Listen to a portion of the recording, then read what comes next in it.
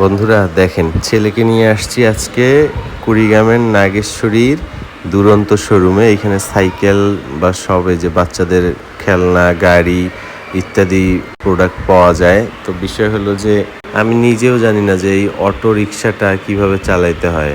দেখেন, আমার ছেলের বয়স 26 মাস। এখনকার বাচ্চা কাচ্চারা যে এত চালু আর এত স্মার্ট, দেখেন ও কিভাবে যে চালাচ্ছে আমি নিজেও জানি না। পরে আমি স্টোর কিপারকে জিজ্ঞেস করে জানতে পারলাম যে এইখানে ডান পায়ে পা তুলে এই ডান পায়ের স্ট্যান্ডে চাপ দিলে এটা অটোমেটিকলি চলে।